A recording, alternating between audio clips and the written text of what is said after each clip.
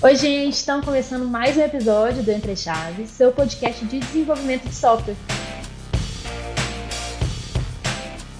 Eu sou a Fernanda Vieira e hoje a gente vai falar sobre linguagem neutra e não sexista no desenvolvimento de software. Mas antes, eu queria lembrar que os nossos canais estão abertos para conversa. Caso você queira tirar alguma dúvida, sugerir algum tema, vocês podem entrar em contato conosco via e-mail ou Instagram. O nosso e-mail é entrechaves, tudo junto, @dtidigital.com.br e o nosso Instagram é @entre.chaves. E para falar desse tema de hoje, estamos aqui com a Ava e a Luísa, ambas estreantes no nosso podcast. E aí, gente, tudo bem com vocês? Olá, tudo ótimo. Tudo bom, tudo jóia.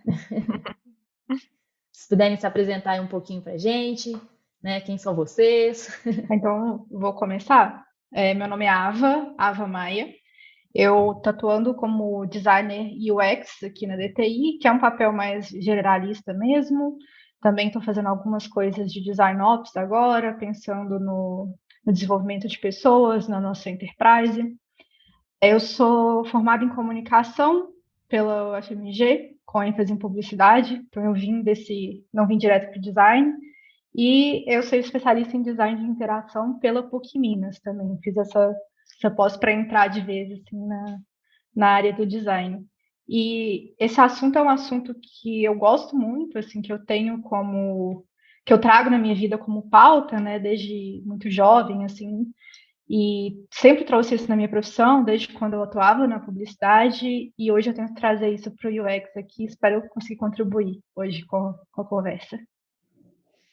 Bom, eu sou a Luísa, eu atuo aqui na DTI como UX Writer e curadora de chatbots no projeto MRV. E a minha formação também sai um pouquinho do design, assim, formei em cinema de animação e artes digitais na UFMG. E tenho uma especialização em escrita criativa na PUC. E assim, uma coisa que eu gosto muito sempre é de escrever, sou muito ligada à escrita. E o assunto da linguagem neutra me interessa muito por isso, assim, por ser tá muito ligado ao ato de escrever e tal, de ser uma coisa que a gente tem que pensar bastante. E também por um interesse mais geral nos estudos de gênero, que é um negócio que eu gosto também, pesquiso e estou sempre pensando. Massa demais, gente, que massa. Então, né, hoje a gente vai falar sobre linguagem, né, essa ferramenta importante de socialização, mas que também pode se tornar uma forma de opressão, né, de acordo com a forma que ela é usada. A gente vai falar dos textos, né, das strings, dos sistemas e produtos que a gente entrega o tempo todo no desenvolvimento de software. Então, primeiro, gostaria que vocês nos contextualizassem assim, sobre o que é a linguagem neutra e não sexista e a diferença, né, entre ambas. A gente começa com linguagem, né? Linguagem é geral, o que a gente usa tanto em imagem quanto texto, mas principalmente texto aqui no sentido que a gente está usando, mas é a forma como a gente se comunica com outras pessoas. E a linguagem não sexista, ela é um guarda-chuva da linguagem neutra. A parte do sexismo é a questão de eu querer evitar vieses de gênero. Então, eu evitar questões sexistas dentro do uso da linguagem. E uma das formas de fazer isso é através da linguagem neutra. Só que a linguagem neutra ela também aborda outras questões além do não sexismo, que envolve questões de gênero, outros recortes, enfim, mas é como se uma fosse guarda-chuva da outra, mas como uma é muito usada e às vezes até polêmica, né? Tem muitas discussões em cima, a gente traz ela no assunto junto. Aí, se você quiser complementar, Luísa. Não, acho que é isso, assim, e que eu acho que é importante a gente pensar nessa ideia da linguagem de um ponto de vista dentro dela, do encaixe dela na sociedade, porque o jeito que a gente se comunica faz muita diferença na nossa relação entre as pessoas, né? E que acho que esse assunto da linguagem neutra surgiu muito com o reconhecimento de identidades de gênero diferentes, assim, que de uns tempos para cá você tem reivindicação de pessoas não binárias, que não se identificam com gênero nem feminino nem masculino, que estão criando formas novas de linguagem para se referir a si mesmas. E que aí entram a ideia dos pronomes neutros, da utilização de novas terminações para as palavras que não têm a designação de gênero, que não seria o I e o O. E que essas escolhas de linguagem estão muito ligadas a isso também. Acho que é importante a gente sempre ter isso em mente, assim, que gente está falando de linguagem, mas a gente está falando de um uso de pessoas, as Sim. pessoas usando essa linguagem. Então você já começou, né, entrando até um pouquinho nisso que você falou, Luísa, sobre, né, exatamente socialização, pessoas usando linguagem, né? Então, qual que é a importância da gente discutir esse tema dentro do UX Writing, né? Ou seja, assim, por que as pessoas que estão envolvidas no desenvolvimento de software hoje, né, desde pessoas desenvolvedoras, quanto envolvidas na gestão de produtos, né, no design, devem prestar atenção na forma que elas comunicam os textos dentro dos seus softwares? Até assim, não só questão de texto, mas como que você pensa a arquitetura da informação mesmo dentro do sistema, assim. Se você faz sentido você perguntar o sexo da pessoa? Assim, quão que é relevante isso? A forma como você vai tratar a pessoa na interface, né? Então, a gente tem alguns critérios de ergonomia cognitiva que a gente traz, assim. Se eu sou uma mulher e estou sendo tratada no masculino, isso não tem uma consonância na vida real, né? Não tem uma consistência com o que acontece na vida real. Isso vai causar um atrito com o sistema. Então, a forma como eu sou tratada pelo sistema vai me causar um desconforto cognitivo, isso não vai ser a melhor experiência. E não só a gente fala assim das questões de pessoas não binárias, né? Então a gente tem não só pessoas não binárias, mas também mulheres que são tratadas no masculino. E eu, por exemplo, sou uma mulher cis, mas para mim ser tratada no masculino eu já acostumei, assim, principalmente eu tô com cabelo curto, e isso não é tão doloroso para mim quanto, por exemplo, para uma mulher trans. Ser tratada no masculino é muito mais doloroso na experiência dela do que para mim. E a gente tem que pensar em todas as experiências de todas as pessoas que vão usar nosso sistema. Então, os nossos textos precisam ter uma certa ergonomia cognitiva, assim. Eles precisam funcionar para todo mundo. Assim como o sistema como um todo, os botões precisam funcionar para todo mundo, os botões precisam ser legíveis e ter as cores com bom contraste. Isso também funciona na parte do texto, na parte como a gente vai tratar a pessoa. Então, assim, para mim, o mais importante nisso é trazer uma experiência fluida para quem está usando e nisso respeitar a forma como ela quer ser tratada. Então, não tratar ela no masculino, ou não tratar ela com os pronomes que ela não gostaria de ser tratada. E isso tudo vai impactar desde a forma como a gente escreve os textos, mas também com a forma como a gente desenvolve. Porque pode ser que em algum momento eu tenha que adicionar uma funcionalidade que pergunte para a pessoa como que ela gostaria de ser tratada. O Facebook faz isso, o Tinder faz isso, tem uma série de interfaces que fazem isso, assim. O Instagram estava fazendo alguns experimentos para você colocar o pronome na bio. Então, o desenvolvimento tem que ficar muito de olho no que está acontecendo na sociedade, né? Em como a sociedade está evoluindo e trazer isso para o sistema para isso ser confortável. Acho que não é confortável a palavra. Compatível. A questão é compatibilidade. Assim, eu ter essa compatibilidade entre o sistema e o mundo real, né? Que é que o Nielsen traz nas heurísticas, assim, que eu quero um sistema compatível com o que acontece no dia a dia. Se eu estou conversando com uma pessoa, ela vai me tratar no feminino. Por que o chatbot vai me tratar no masculino? Então, é bem isso que a gente coloca, assim, nessa questão de trazer essa linguagem neutra e não sexista. Aí, a parte do não sexista, eu posso ter um texto super neutro de gênero, tratar as pessoas de forma neutra, sem chamar no masculino, por exemplo, mas eu posso tratar de forma sexista. Então, isso também a gente tem que tomar um pouquinho de cuidado, assim, que é igual você falou lá no início, é a forma como a gente fala que traz essa questão do sexismo, não necessariamente se está neutro ou não. E acho que tem uma questão interessante, assim, que eu pensei também, de que isso não está simplesmente nas interfaces, né? Isso está no pensamento do desenvolvimento todo. Tipo, por exemplo, você pensar num algoritmo de sugestão de texto. Que eu estava vendo uns exemplos um tempo atrás, assim, de você ter um viés das profissões de acordo com o gênero. De que, por exemplo, você tem um texto que a pessoa escreve, por exemplo, a médica tal, não sei o quê. O texto sugerir você mudar o médica para médico. E no contrário. Eu vi pesquisadoras. Pesquisadoras. Que não é pesquisadoras, teria que ser pesquisadores. Mas que, às vezes, se fosse uma outra palavra que tem de uma profissão que tem um viés que é feminino, de, por exemplo, a secretária. Se colocasse secretário, talvez mudar para secretária, sabe? De você pensar nessa construção da linguagem como um todo, assim, não simplesmente na interface, mas no projeto do desenvolvimento do software. Essa questão do masculino genérico, que é muito... que as pessoas falam assim, não, mas o masculino já é genérico. Isso é uma questão sexista, porque a gente usa o feminino genérico em profissões estereotipadas. Então, quando a gente vai falar de secretária, de faxineira, de diarista, que são profissões que vêm de um histórico de estereótipo, de funções femininas, que assim, não é que não tem dignidade nessas profissões de forma alguma, assim, não é disso que eu estou falando, mas trazem papéis estereotipicamente femininos. E as pessoas não têm problema nenhum de usar o feminino genérico nisso. Fala o dia da secretária sem o menor problema, e se você propõe no masculino, a pessoa acha estranho. Gente, dia dos secretários, não. Assim, não faz o menor sentido. Então, é só a gente tomar cuidado nisso. Totalmente, assim, e na TI aqui a gente passa muito por isso também, né? O desenvolvedor, né? O programador é sempre no masculino também, né? O cientista de dados, a gente tem muito, muito disso e a gente vê muitas vagas abertas, né?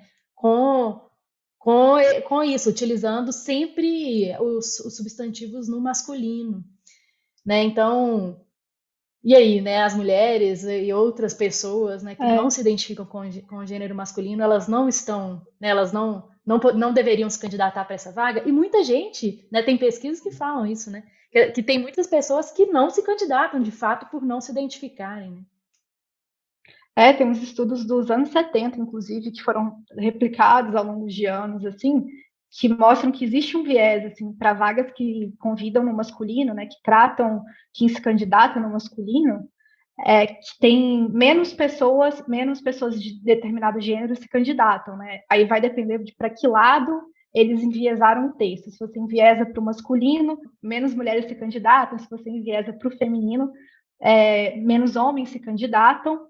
E se você coloca neutro, mais mulheres costumam se candidatar do que na forma masculina, que é o que costuma ser usualmente anunciado, né?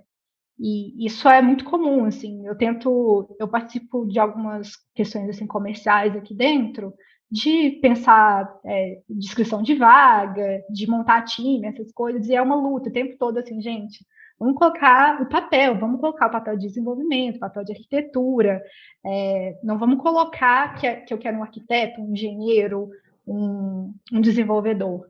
Então, é o tempo todo essa briga assim, por essas coisinhas. A gente vai parecendo chata, só que aí, ao longo do tempo, a gente vai tendo templates, né? Vai tendo bases, assim, que aí o pessoal vai só alterando e fica muito mais fácil também. E a gente vai se acostumando e o texto fica lindo, perfeito e sem viés de gênero. Totalmente. E né, a gente tem falado aí de gênero feminino, masculino, não binário, mas assim, muita gente nem entende, né, o que é gênero, qual que é a diferença para de gênero para sexo. Vocês podiam assim falar um pouquinho disso pra gente? Beleza.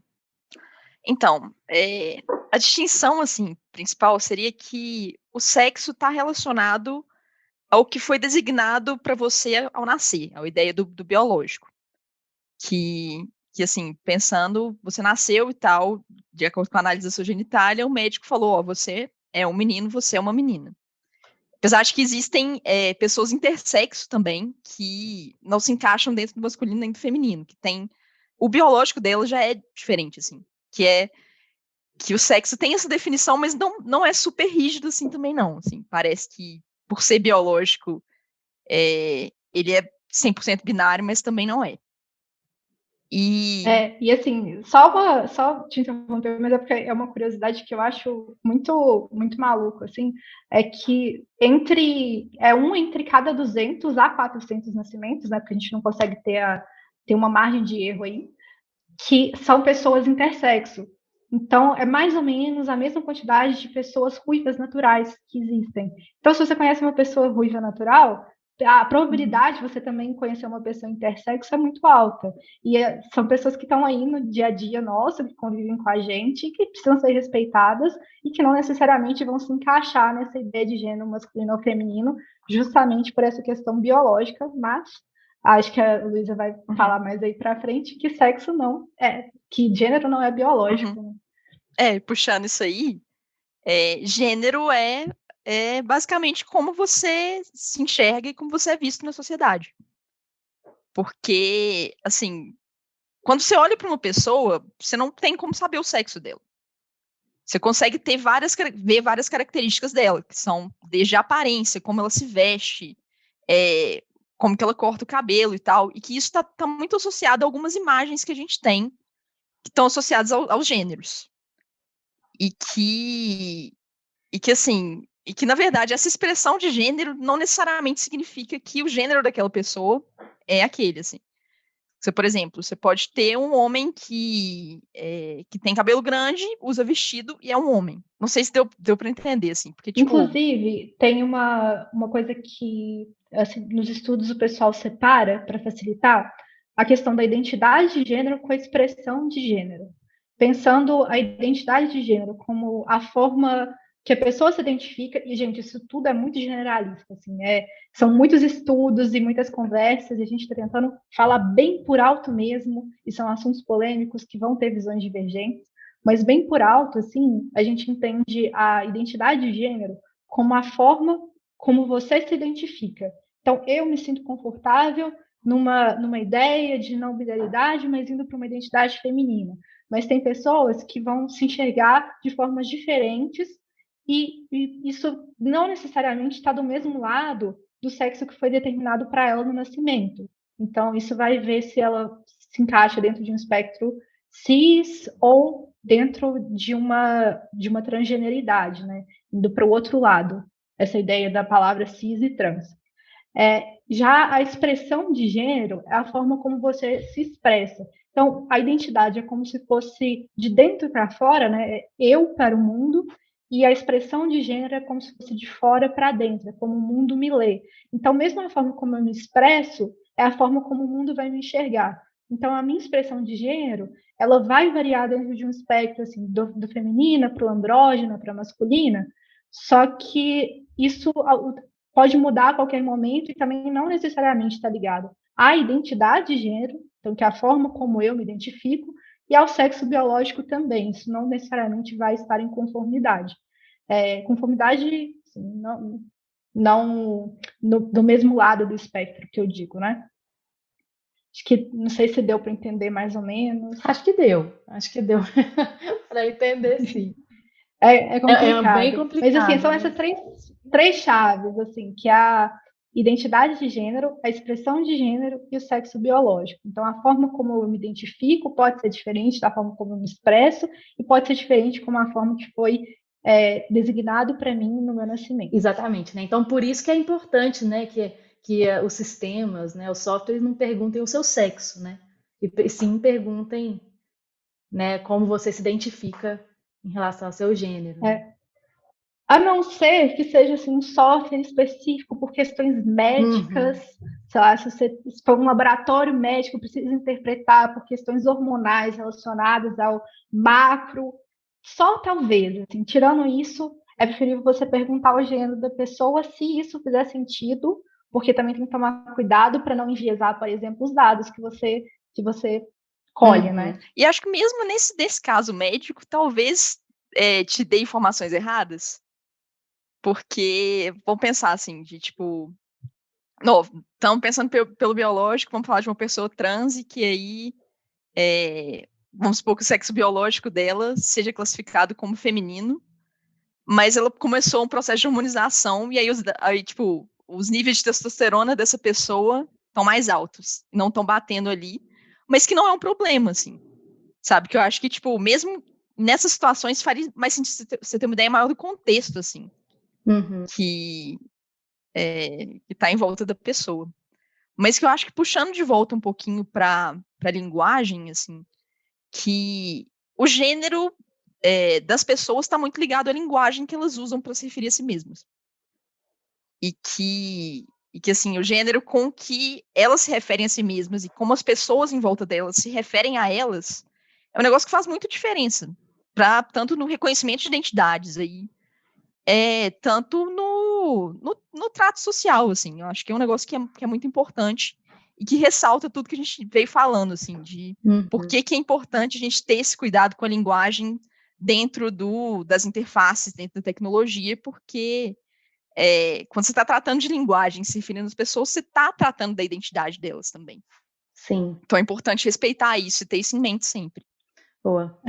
E a Ava até falou um pouco sobre uma polêmica, né, assim, que tem a linguagem neutra, um pouco polêmica por causa, né, desse embate com a construção culta, né, principalmente porque a língua portuguesa, muitos, né, falam que a língua portuguesa já é neutra, né, que as palavras no masculino representam a coletividade. E aí, né, o que vocês pensam sobre isso, sobre a construção culta da linguagem e tudo isso que a gente está conversando? Olha, eu falo que tem como você usar uma linguagem neutra e não sexista totalmente aderente à norma culta. Assim, o problema em si não é o uso da norma culta. A questão é como você faz esse uso.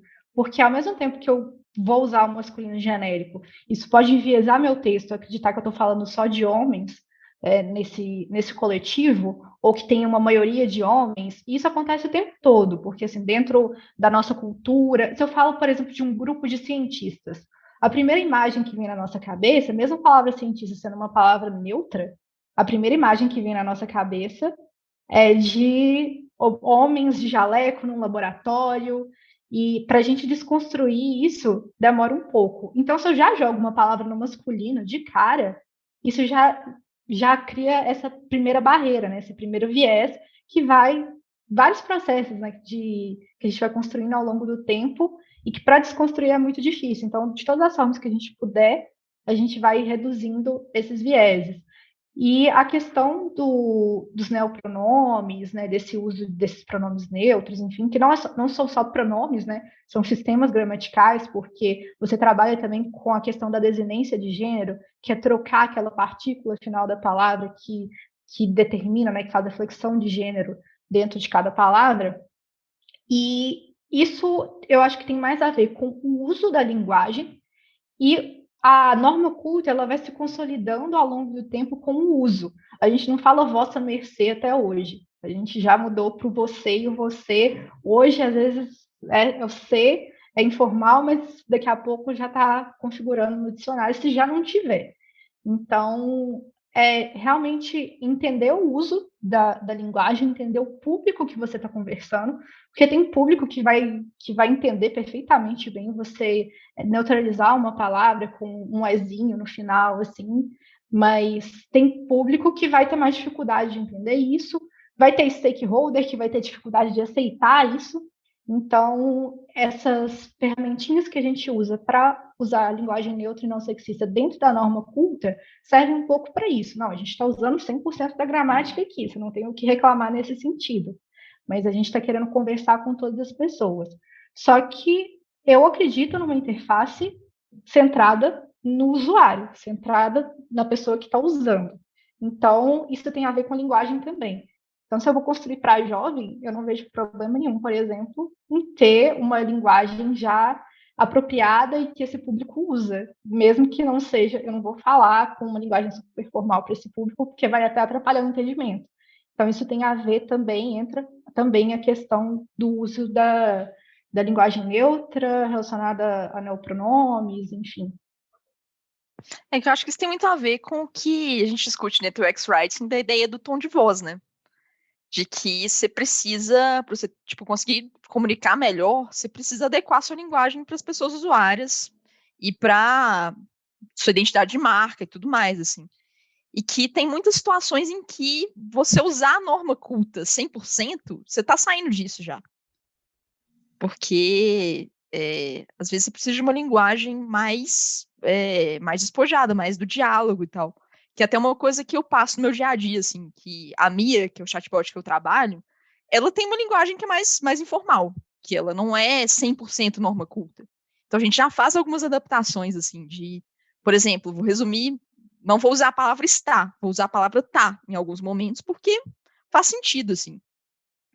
E que vem aí essa questão, assim, de tá, a gente já está fugindo da norma culta aqui, por que então seria um problema tão grande assim a gente conseguir adaptar a nossa linguagem para essas novas formas de usar ela, assim? De, às vezes, usar essa desinência neutra do em algumas palavras que já são mais fáceis de entender, assim, em alguns momentos, que eu acho que não vejo isso como um problema, assim, acho que é uma coisa a ser adaptada dependendo do caso, né, como a Ava comentou, mas que é um negócio que já está acontecendo, que vai acontecer independente da gente brigar contra isso, de ser tipo, não, a gente só pode escrever na norma culta ou não, a linguagem das pessoas já está se adaptando. E que acho que tem muito isso, né, de que a norma ela vem depois do uso. Que à medida que o uso vai mudando, a norma vai ter que se adaptar a isso. Porque o que importa é como a linguagem está sendo usada pelas pessoas. E aí não faz muito sentido a gente ficar se segurando com um conjunto de regras que não condiz com a nossa realidade. Assim. E que até um sinal que eu acho que é legal de ver essas coisas acontecendo, que assim, que eu estava dando uma olhada num dos principais dicionários do inglês, que é o Merriam-Webster, que ele mudou a descrição que ele tem da palavra day. Do day, que para não significar simplesmente o plural, né, do inglês, o pronome no plural, mas também para se referir a pessoas no singular, tanto quanto você não sabe qual que é o gênero da pessoa, tanto para pessoas de gênero não binário. Que assim, já é um reconhecimento institucional de um uso da palavra que está mudando a língua, assim.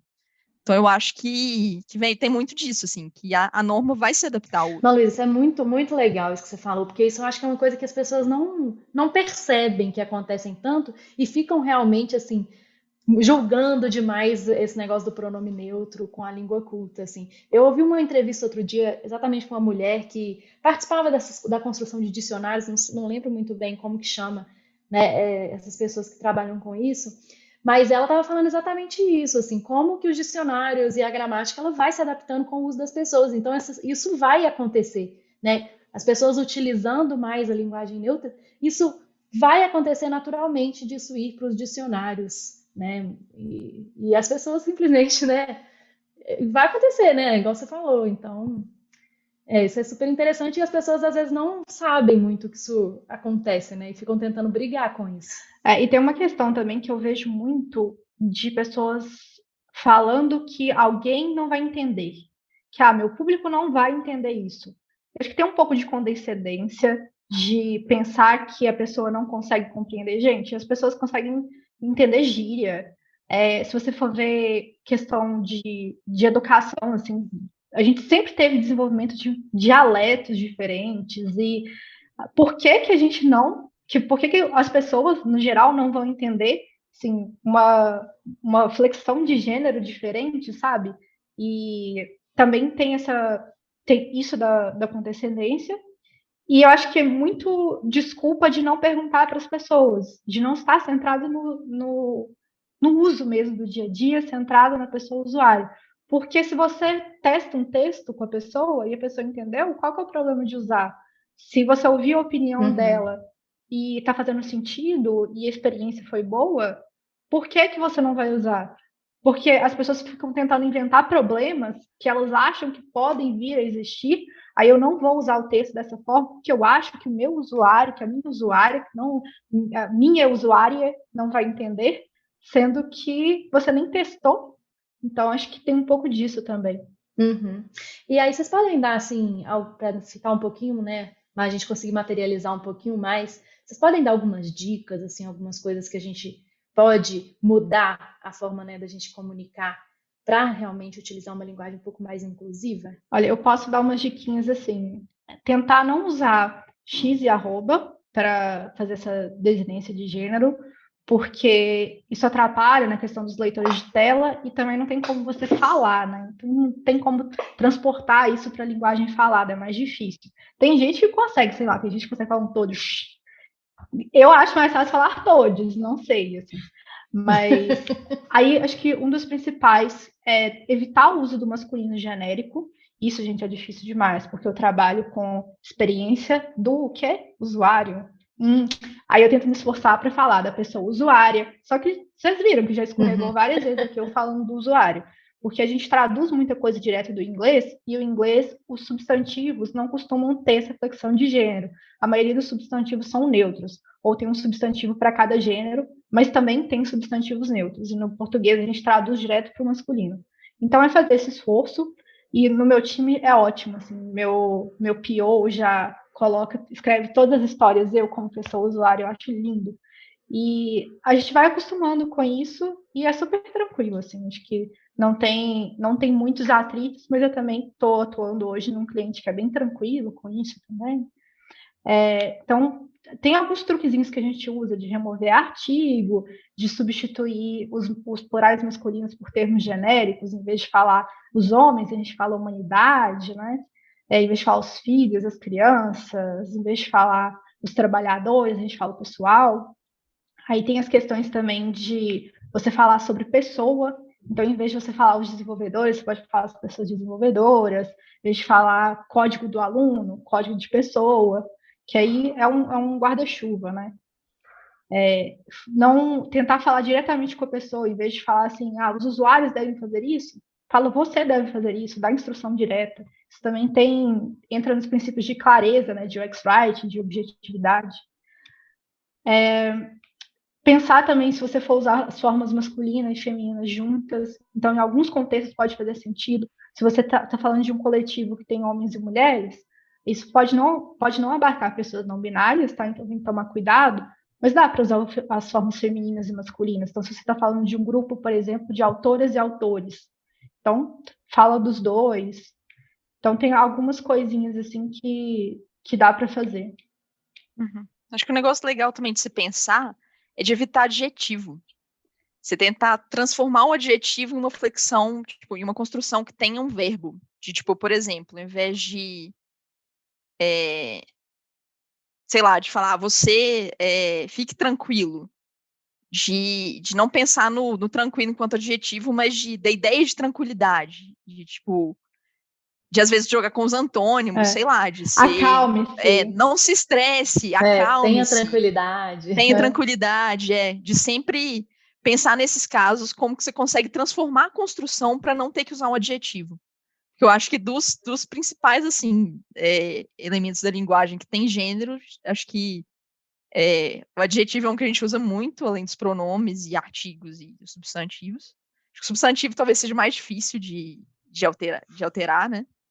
Mas que uma coisa que a Ava até mencionou, que eu acho que ajuda, assim, que é ver se na linguagem que você tá usando, você consegue usar a segunda pessoa. Se falar o você, ao invés de usar a terceira pessoa, usar ele, ela, ele, e etc. Porque na segunda pessoa fica muito mais fácil. Você consegue lidar com a linguagem sem usar muito gênero em vários momentos, só tendo cuidado com o adjetivo. Tanto que no meu caso, assim, colocando um pouco na prática do dia a dia, de trabalhando com chatbot, isso acaba vindo muito naturalmente, porque esse tipo de linguagem, se referindo diretamente à pessoa, você usa muito menos o gênero. Então, acaba facilitando bastante. Uhum. É bom você ter falado também, né? Vocês terem falado também da linguagem. Porque realmente é difícil, né? A Ava falou um pouquinho sobre a experiência do usuário, né? De coisas que a gente já está acostumado a falar, assim, que infelizmente, né? Tudo também é questão de construção social, né? De costume e tudo mais. E eu fico pensando que eu mesma também, em várias apresentações que eu faço, né? Eu tenho falado um bocado aí. E aí, às vezes, eu me pego falando umas coisas assim que poderia ser diferente, né? Tipo, eu falo muito, por exemplo, o desenvolvedor. Não precisa, sabe? Em coisas que realmente não precisa. Então, tudo é a gente também tomar mais cuidado, né? Com a nossa forma de falar, com a nossa comunicação, para realmente abarcar mais pessoas, né? E aí mais pessoas se identificarem com ela.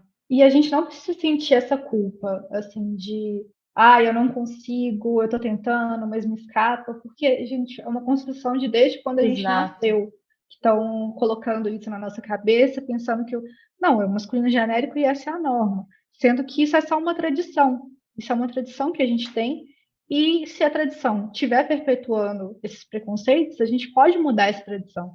Da mesma forma que a gente mudou várias outras tradições e hoje, ainda bem que meninas com 12 anos não se casam mais. Imagina se a gente tivesse mantido essa tradição. Então, acho que tá muito nisso, assim, eu acho muito importante você se esforçar. E que legal que você percebe, assim, poxa, eu falei isso, na próxima podia ser diferente. E eu acho que tá mais nesse sentido de você ter intenção. E no texto escrito, ele é mais fácil quando você pode revisar, Exato. porque aí você vai reler o texto. Eu estou tratando aqui a pessoa no masculino, e pode ser que quem esteja lendo seja uma mulher, seja uma pessoa não binária. Mas quando a gente fala no dia a dia, realmente é muito difícil. Eu acho que a gente não tem que se culpar por isso. Ai, gente, muito bom.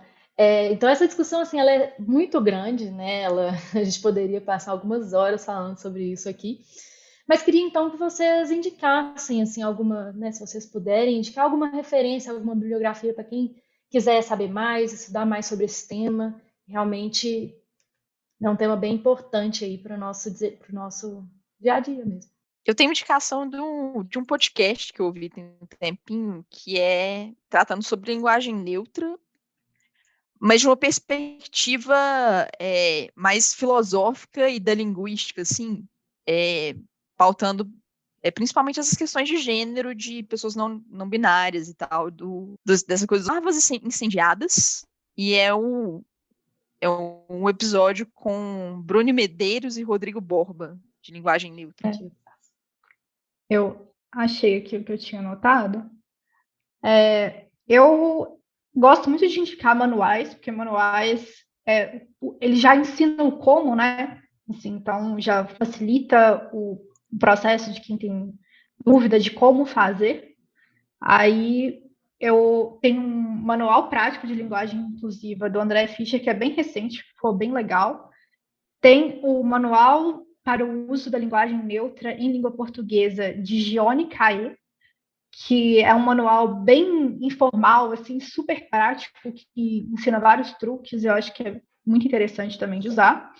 E tem o manual para o uso não sexista da linguagem do governo do Rio Grande do Sul, que foi um dos primeiros manuais, assim, completíssimos que rodaram por aí, e que ele é muito interessante porque ele é de uma instituição governamental e que realmente trouxe impactos reais. Assim, tem um rapaz da UFMG que fez um estudo com base nas transcrições dos discursos da Assembleia Legislativa do Rio Grande do Sul, antes e depois no manual, da publicação do manual, e na análise do discurso ele percebeu diferenças de tratamentos sexistas antes e depois do manual. Então, realmente traz um impacto. E se você for ver, olha que doido, é na Assembleia Legislativa, que é o lugar que faz leis do Estado. Isso vai impactando na vida das pessoas. Então, isso é legal, esse tipo de exemplo, porque mostra que você não precisa... Assim, instituições grandes usam isso e funciona, e dá resultado. Exatamente. Então, podemos começar a utilizar também, né, cada vez mais aí no nosso desenvolvimento de software. Bom, gente, muito obrigada pela presença, pela disponibilidade de participar aqui com a gente, pelo interesse. Foi muito rica essa discussão, gostei pra caramba. E é isso aí. Valeu, pessoal. Até a próxima. Valeu, gente. Foi ótimo. Valeu, gente. Até mais.